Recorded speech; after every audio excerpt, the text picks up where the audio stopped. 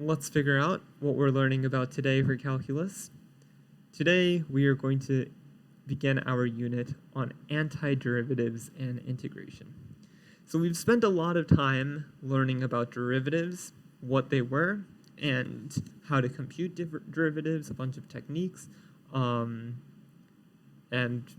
we saw some applications of it as well. Today, we're going to turn to something which we call antiderivatives. So as the name suggests, it's pretty much the opposite of a derivative. And then we're going to see something called integration, which ties in very nicely to what antiderivatives are, and you'll see that they're basically synonymous. Okay, so I'm just getting set up here. Let's begin. So section 1 will be on antiderivatives. As always, we'll start with some definitions. A function f of x is an antiderivative of another function g of x if f prime of x is equal to g of x for all x. So we have two functions. If the derivative of one function equals that second function, then that original function is called the antiderivative. There can be infinitely many antiderivatives for any function. So let's take a look at an example. If we have the function f of x equals 2x, we want an antiderivative, so we want some function g of x such that its derivative is equal to f of x. That's sort of taking this definition but like flip-flopping the two, so we're just swapping these. Then all of these three down here are valid forms for g of x. If we take the derivative of x squared, we get 2x. If we take the derivative of x squared plus 200, we also get 2x. If we take the derivative of x squared plus pi, we get 2x. So all of these three, their derivatives equal f of x. So there can be infinite many antiderivatives. So you're like, okay, that seems kind of useless though. Why would we care if there's an infinite amount of them? Well, let's be specific. We saw that there are multiple functions g of x such that the derivative of it equals f of x equals 2 of x. So I rewrote these equations down here. So we see that this x squared term is present in all three functions. The only thing that's different is some constant. Here we're adding 0. Here we're adding 200. Here we're adding pi. I could also have g of x equal x squared minus 333, and that would also work. The derivative of that is equal to 2x. The only difference is that there's a constant in all of these. And that is because the derivative of a constant is 0. So we write the general solution for g of x as x squared plus c, where c is a constant. And indeed, if we take the derivative of this, the derivative of x squared is 2x, plus the derivative of c would be 0, so we get 2x. And you can see, if we had something else, like g of x equals x squared minus x plus 10, this would not work because we have this x term in there, which is not allowed by our general form. If we take the derivative of that, we would get 2x minus 1, which is not equal to f of x. So there's infinitely many g of x, but we simplify those infinite amount by just throwing in this c here, where c is just any constant. Cool. So the antiderivative must have the plus c constant of integration. So that's what we're going to call this plus c, the constant of integration. And integration and antiderivatives are synonymous. So we're going to compute an integral to obtain an antiderivative. So integration is the function to obtain the quantity of an antiderivative. So with that said, let us take a look at an integral. Congratulations, I feel honored to be introducing you to integrals. So this is the general form of an integral. We have the squiggly symbol here, which is the integral symbol. We have some function, which we'll call f prime of x, and that is called the integrand. Then we have this dx here, which signifies the variable of integration. So this is dx, it could be dy, it could be dz, could be dt. It's sort of like, remember when we were doing derivatives, we had like like dv dt, something like that, where we took the derivative of the function v with respect to t. So this told what we were giving respect to. This does the same thing. We integrate with respect to x. So computing this will give us f of x plus c, which is the constant of integration. So notice that this is f of x, and our integrand was f prime of x. So computing the integral on the derivative will give us the original function. So that is the antiderivative. Okay, hopefully that makes sense. This is the general form. You're going to be drawing a lot of these integral symbols. And some of them will not look as nice as this. I assure you mine don't. So let us introduce some basic integration rules. Just how we learned about derivatives, some basic rules to get it started. These are important. So the integral of 0 with dx is equal to c. Why is that? Well, just work in the opposite direction. The derivative of the right-hand side should equal the integrand of the left-hand side. So the derivative of c is indeed 0, so we're good there.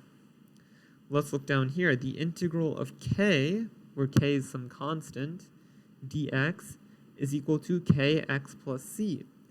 So let's think about it. What is the derivative of kx plus c? Well, the derivative of kx is just k, and then the derivative of c is 0. So the derivative of this entire thing is k, and sure enough, we see that there, so we're good. Now we have some properties. So constants factor out of integrals. So here we're integrating on k times f prime of x.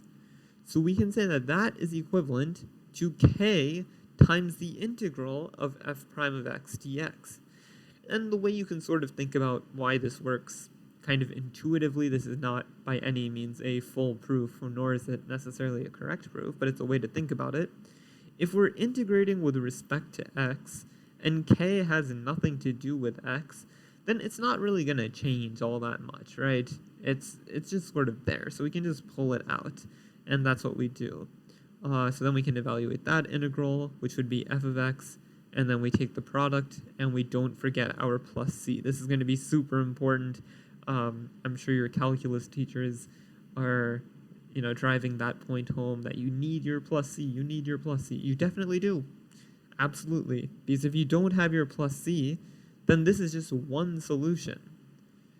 This is like k f of x plus 0, but k f of x plus 1 will also work, and plus 2 would work, stuff like that. Another thing is that integrals distribute and add. So here we're taking the integral of the sum of two functions, dx.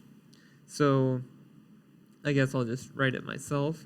This is equal to the integral of f prime of x dx plus the integral of g prime of x dx. So it sort of distributes, and this addition sign carries along. If this was a minus sign, that would also carry along. So then this computes out to f of x plus g of x plus c. And you might be like, wait a second, this right here should be f of x plus c, and then this would be g of x plus c. So like, we have f of x, we have g of x, but we have two of these c's. And you're perfectly right, that is absolutely true. The thing is that c is just a general constant. So while these c's could be the same or different, when we sum them together, there's still going to be a constant, so we'll just put it as c, right? C is just any arbitrary constant, nothing in particular. Okay, so just like derivatives had a power rule, integration also has a power rule. So if we're taking the integral of x to the power of n, that's equal to x to the n plus 1 divided by n plus 1. So the way you can think about this is we add 1 to the exponent and divide by the new exponent. So the original exponent was n. We add 1, so that becomes x to the n plus 1. And then we divide by the new exponent, which is n plus 1. So that is our power rule. And you can sort of think it's like the opposite of the power rule for derivatives, where we multiplied by the current power and then subtracted 1. We're doing the opposite. So we're adding 1 and then dividing by the new exponent. And sure enough, we can check this. Why don't we do this? The derivative of this should equal the integrand. So what is d dx of x to the n plus 1 over n plus 1? Well, this is equal to d dx of 1 over n plus 1 times x to the n plus 1. So that's 1 over n plus 1 times d dx of x to the n plus 1. That is the power rule for derivatives. So that's going to be n plus 1 x to the n. This cancels with this, and sure enough, we're left with x to the n. And that matches up here. So this is our power rule, good to memorize. You'll need it a lot, and we're going to need it for this question. Evaluate the following: integral of x to the 5 dx. So we can just apply the power rule. Here we have n equals 5. So by the power rule,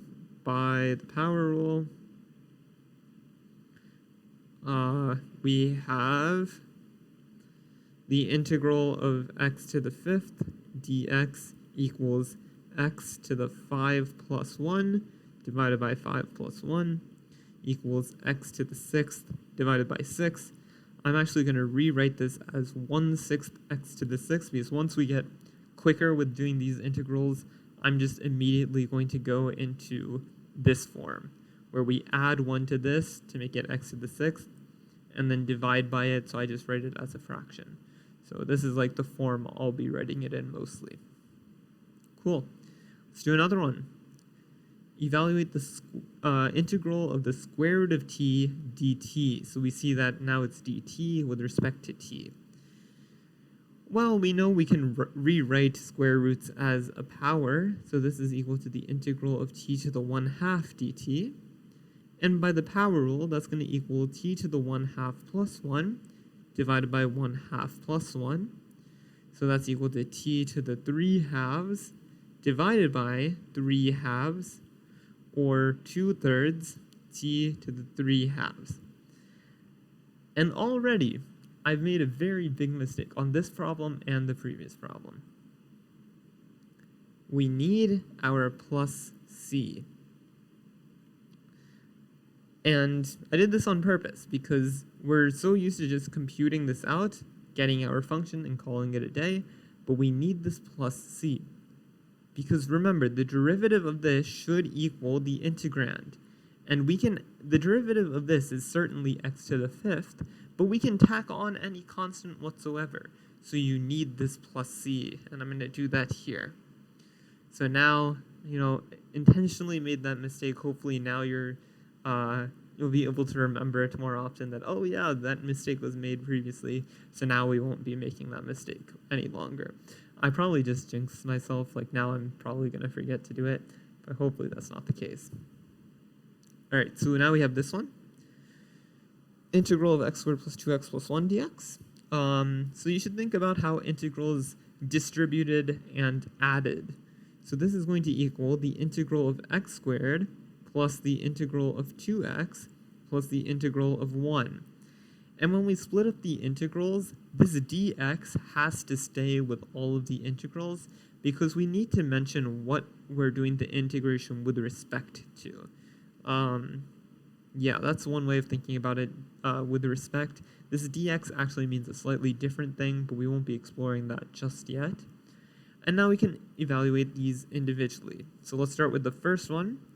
We can do the power rule. So that would be x to the 2 plus 1 divided by 2 plus 1. And then there would be a plus c here. And then this one would be 2 times the integral of x dx. Remember, we can bring the constants out. So that's what we'll do there. Plus the integral of 1 dx. So this stays the same, x cubed over 3 plus c plus 2 times, well, this is going to be x to the 1 plus 1 over 1 plus 1, plus c, I guess we'll just call that c2, this is c1, plus the integral of 1. Well, we haven't really discussed what that is. We know what the integral of 0 is, and we know how to do things with like powers, but we can just say 1 is equal to x to the 0. So this would be equal to x to the 0 plus 1 divided by 0 plus 1 plus c3, right? Something like that. Okay, so let's simplify this a little bit. We get 1/3 x cubed plus c1 plus this 2 and this 2 will cancel. So we're left with x squared plus c2 plus this is x to the power of 1, which is x, divided by 1, which is going to be x, plus c3. So now we just put things together and we get 1/3 x cubed plus x squared plus x. And then these constants conglomerate into one large constant, which we'll just call c. And that's our answer. So since this was just an introduction to integrals, we went through all of these steps, but with some more practice, you're not going to have to write all of this out. You can just go from here to here with just barely any work. You can just look at it, be like, okay, this is going to go to 1/3 x cubed, this will be x squared, that'll be x, and then throw in my plus c. I did all of this to show you your work and perhaps your thought process. And we're still getting used to this power rule, but hopefully you're getting used to it more, so that way I can go from here to here in just one step.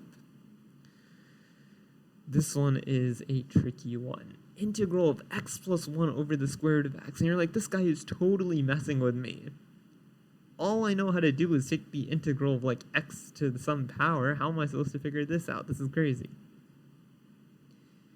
And it is. This is why I said integration is really cool, because it requires you to be creative.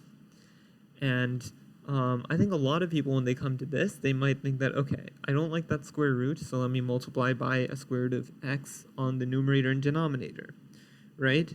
So the integral of this is still equal to this that integral times the square root of x over x, right? That's just a form of 1. So we get square root of x times x plus 1, all of this over x dx. And now you're just like, I don't really even know how to progress because it still looks nasty. So that's actually the wrong approach for this problem. So we have to be creative. And with integration, a very common technique is splitting up a fraction. So the integral of x plus 1 over the square root of x dx is equal to the integral of x divided by the square root of x plus 1 divided by the square root of x dx, right? We have these two fractions. They share the denominator, and if we take the sum, we would get x plus 1 divided by the square root of x. We just took this fraction and split it apart, which is perfectly fine to do because they're equal. And now we can start to consider what's going on here. So x divided by square root of x is the same thing as x to the 1/2 power, plus 1 divided by x to the 1/2 power dx. So this is going to be equal to the integral of x divided by x to the 1/2 will be x to the 1/2 plus this is the same thing as x to the negative 1/2 power dx. And now we can use our power rule. Let's just do one more step to split up the integration. So this will be equal to x to the 1/2 plus 1 divided by 1/2 plus 1 plus c1 plus x to the negative 1/2 plus 1 divided by negative 1/2 plus 1 plus c2. We can compute this out here.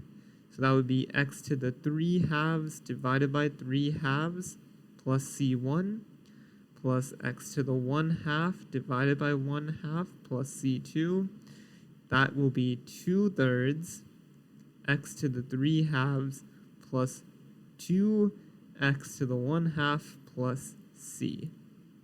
And that is our answer. It's quite amazing. We've just learned one rule, basically. Just this one rule here, and some basic properties about antiderivatives integration, and we are able to solve this insane integration. So, yeah, you should be proud of yourself. This is definitely hard work and not easy. So, yeah, quite a bit of creativity with this. And as always, we have to discuss our trig functions, just as we did with derivatives. So it's helpful to memorize these as we did with the derivatives. So the left-hand side here is all of our trig derivatives. So d dx of sine of x is cosine of x. And that translates nicely over into our integration. So the integral of cosine of x will be sine of x, because we want the derivative of this to be equal to this. So these translate nicely to each other. So integral of cosine x is sine x plus c. Integral of sine x is negative cosine x. Secant squared is tangent x. Cosecant squared, negative cotangent. Secant tangent equals secant. Cosecant cotangent equals negative cosecant.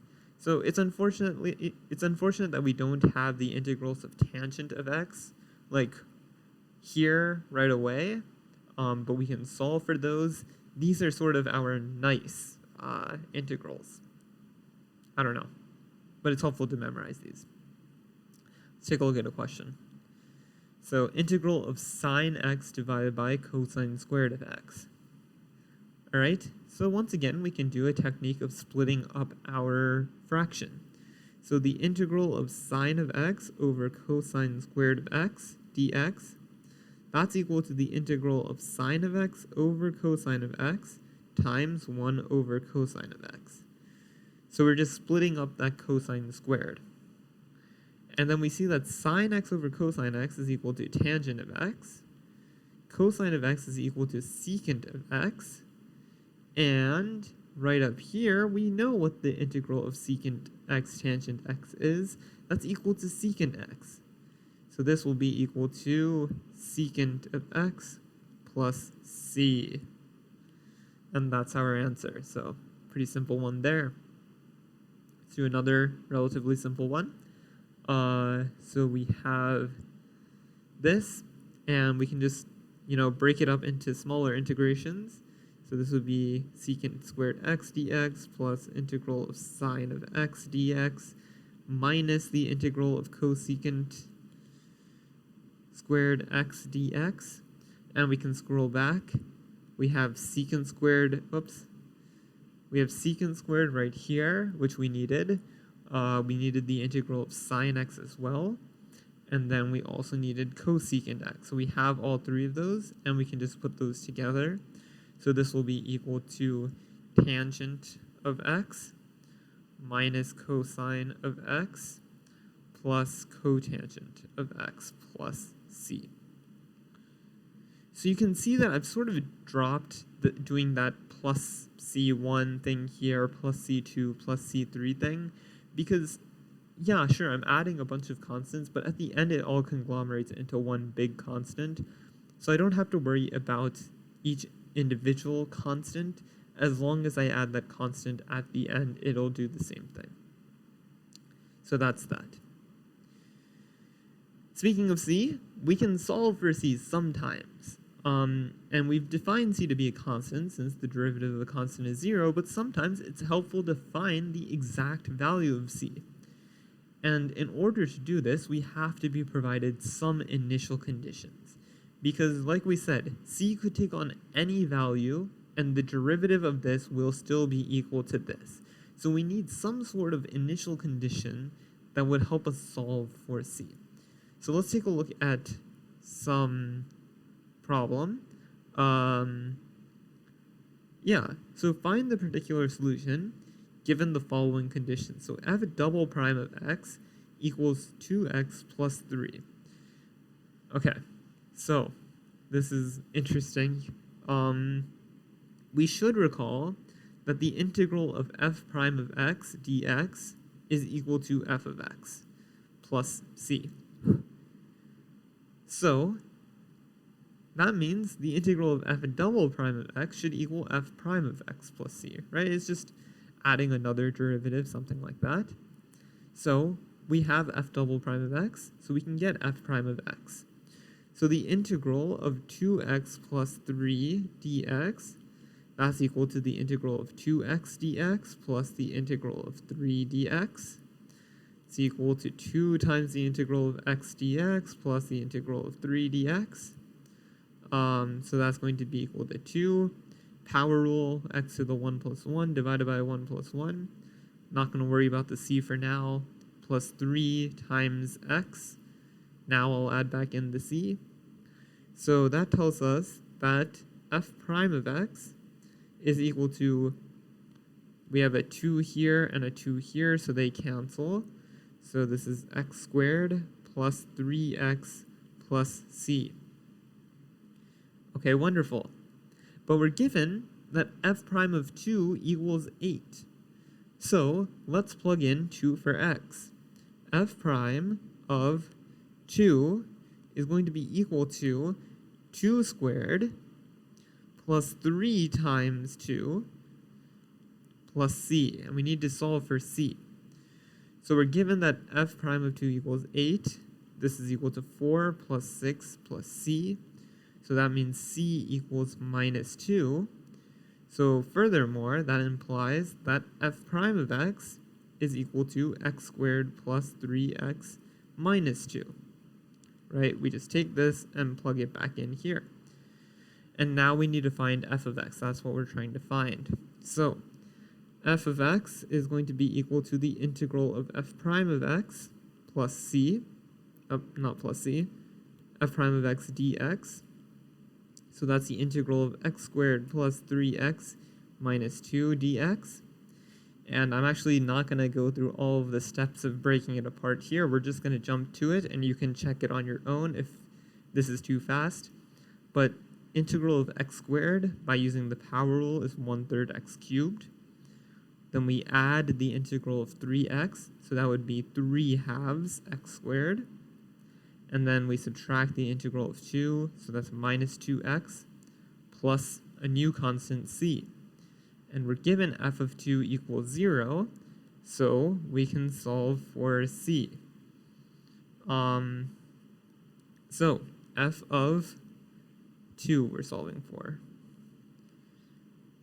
So that's going to be equal to 1/3 times 2 cubed plus 3/2 times 2 squared minus 2 times 2, 2 times 2 plus c, and we want that to equal 0. So we can compute this. 8/3 plus, this would be equal to, what is this, 6 minus 4 plus c equals 0. So solving for c, we should get that c2 equals, or c equals negative 14/3. So that means our full solution is f of x equals this bunch here plus c, which we just solved for. So 1/3 x cubed plus 3/2 x squared minus 2x minus 14/3. And that is our answer. So yeah, now we've been provided these initial conditions of what f prime and f take on at certain values, so we're able to solve for c in these cases. All right, so that is the first section on antiderivatives.